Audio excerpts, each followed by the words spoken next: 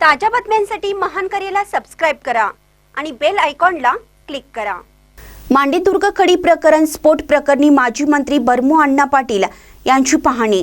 मांडेदुर्ग सुंडीगाव परिसरात सुरू असलेल्या खडी क्रशरमुळे झालेल्या स्फोट व त्यातून झालेल्या मोठ्या नुकसानीची गंभीर दखल घेत महाराष्ट्र शासनाचे माजी राज्यमंत्री बर्मू अण्णा पाटील यांनी मांडेदुर्ग गावात भेट देऊन प्रत्यक्ष नुकसानग्रस्त भागाची पाहणी केली।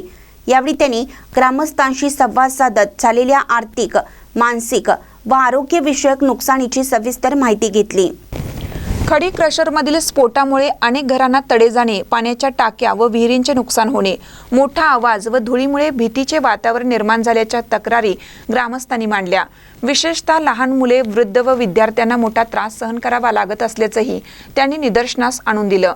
यावेळी माजी मंत्री बर्मू पाटील यांनी प्रशासनाने या प्रकरणाकडे गांभीर्याने पाहून नियमबाह्य खडी क्रशर तात्काळ बंद करावी, नुकसानग्रस्त घरांचे पंचनामे करून योग्य भरपाई द्यावी अशी ठाम मागणी केली।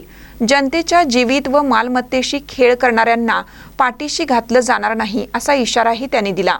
या पाहणी दौऱ्यावेळी उपसरपंच गणपती पवार, नाना डस्के, दीपक पवार, कुमार पाटील, लक्ष्मण पवार, सागर मुतकेकर, मयूर कडगावकर यांच्यासह ग्रामस्थ मोठ्या संख्येने उपस्थित होते। महानकर न्यूजसाठी चंदगडहून प्रकाश ऐनापुरे।